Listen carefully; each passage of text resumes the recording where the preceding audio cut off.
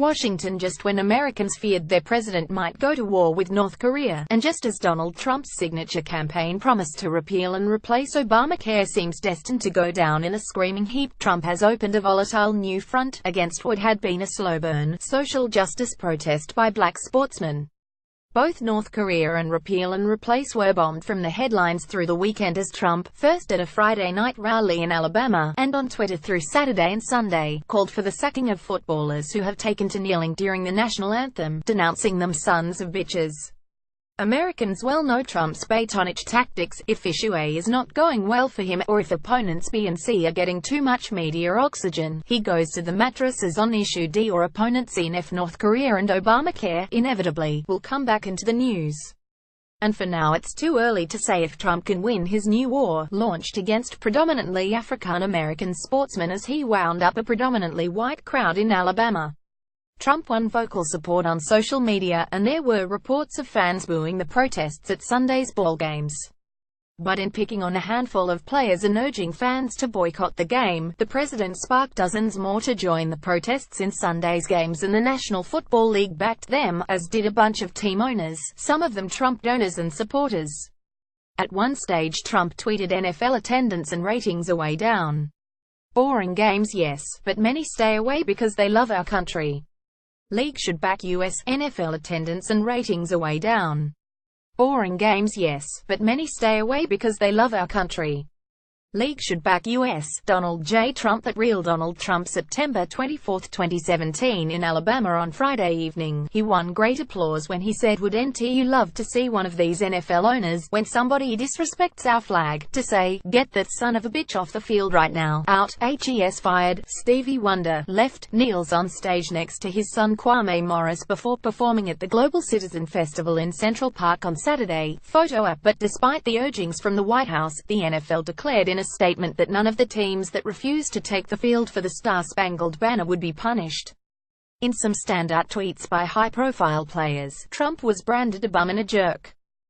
San Francisco 49ers quarterback Colin Kaepernick 7 and outside linebacker Eli Harold 58 kneeled during the playing of the national anthem before an NFL football game against the Atlanta Falcons in Atlanta. Photo at LeBron James, one of the country's most revered sportsmen, railed against Trump, beginning a tweet, "You bum." Buffalo Bills running back LeSean McCoy tweeted, "I can't stand and support something where our leader of this county is just acting like a jerk, you know, angry and upset about NFL players protesting in a peaceful manner. You bum." At Stephen Curry 30 already said he ain't going, so therefore ain't no invite. "Going to White House was a great honor until you showed up." LeBron James. At King James. September 23, 2017 President Donald Trump speaks to reporters upon his return to the White House on Sunday. Photo at Miami footballer Julius Thomas, who broke with his custom of standing for the anthem by kneeling on Sunday, explained to have the president trying to intimidate people. "I wanted to send a message that I don't condone that. I'm not okay with somebody trying to prevent someone from standing up for what they think is important. Lots of people don't have a voice, and I wanted to tell those folks that they're not alone. I used my position to try to empower everybody who seeks equality." Megan Lindsay kneels after singing the national anthem before the start of the Tennessee Titans and Seattle Seahawks football game at Nissan Stadium in Nashville on Sunday. Photo at the players' responses produced surreal scenes. In Nashville, neither the Seattle Seahawks nor the Tennessee Titans took the field as singer-songwriter Megan Lindsay sang the national anthem, and when she was done, even she kneeled in protest. The Seahawks explained themselves in a team statement, "We will not stand for the injustice that has plagued people of color in this country. Out of love for our country and in honor of the sacrifices made on our behalf, we unite to oppose those that would deny our most basic freedoms. We remain committed in continuing to work towards equality and justice for all." New York Giants Odell Beckham raises his fist after a touchdown during an NFL game against the Philadelphia Eagles on Sunday. Photo app. Notable among players was Tom Brady, quarterback for the New England Patriots and a Trump friend. Brady lined up, locking arms with his teammates as the anthem played before the game at Gillette Stadium in Foxborough, Massachusetts.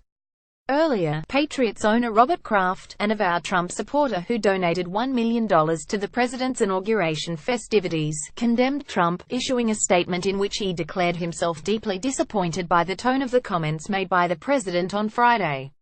President Donald Trump holds up a New England Patriots jersey presented to him by Patriots owner Robert Kraft, Wright, and head coach Bill Belichick during a ceremony on the South Lawn of the White House. Photo app Shahidi Khan, the only Muslim team owner in the NFL who also is a Republican and a Trump donor, sharply rebuked Trump by locking arms with his Jacksonville Jaguars team members before a game to promote the NFL franchise in London on Sunday. Former coach and current ESPN commentator Rex Ryan told Sunday NFL Countdown, "Let me tell you, I'm pissed off. I'll be honest with you, because I supported Donald Trump. When he asked me to introduce him at a rally in Buffalo, I did that. But I'm reading these comments and it's appalling to me, and I'm sure it's appalling to almost any citizen in our country. It should be." By mid-afternoon Sunday, as reports of burgeoning player protests came in from stadiums around the country, Trump seemed to take a step back. While he had been railing at the kneeling sportsman, he no longer took objection to another form of player protest, the linking of arms. At 2:20 p.m., he tweeted, "Great solidarity for our national anthem and for our country. Standing with locked arms is good, kneeling is not acceptable. Bad ratings. Great solidarity for our national anthem and for our country.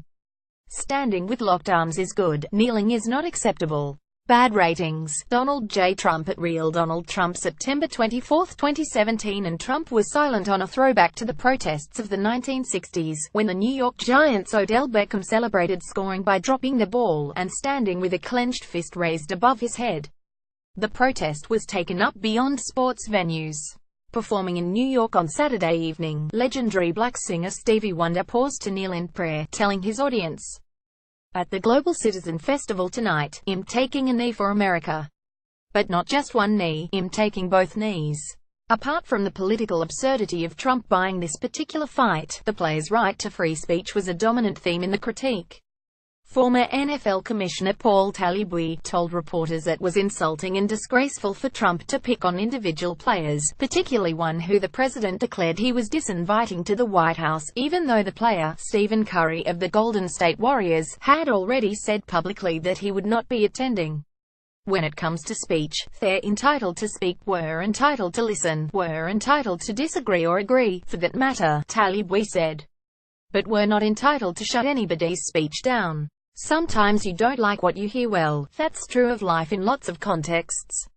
But you can't shut people down, and you can't be disgraceful when you're doing it."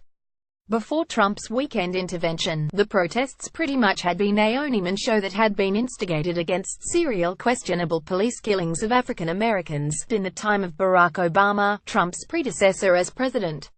In the 2016 season, Colin Kaepernick, then playing for the San Francisco 49ers and now struggling to find a place on any team, first protested by sitting down for the anthem, and later took to kneeling, explaining to reporters, "I am not going to stand up to show pride in a flag for a country that oppresses black people and people of color."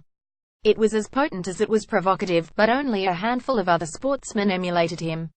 Defending Trump on ABC's This Week with George Stephanopoulos, Treasury Secretary Steven Mnuchin attempted to widen the attack on the player protests, claiming the protests were disrespectful of the armed services, which are lionized at many sports fixtures. "But there's an ugly truth about the ball game military tributes that makes a nonsense of claims by Mnuchin and other Trump allies that the players' protests disrespect the service of the military, who are so honored. Much of the stadium tributes, it turns out, are paid advertising." In a remarkable protest at the abuse of public funds, a 2016 report by two Republican senators, no less, disabused millions of sports fans of their misplaced belief that sports teams and clubs had put on the emotionally charged military-themed first pitches, honor guards and jumbotron tributes. It was Arizona Senators John McCain and Jeff Flake whose report criticized the Department of Defense for resorting to paid patriotism, to the tune of $53 million in the 3 years to 2015. The marketing and advertising contracts, they said, were taxpayer-funded marketing gimmicks.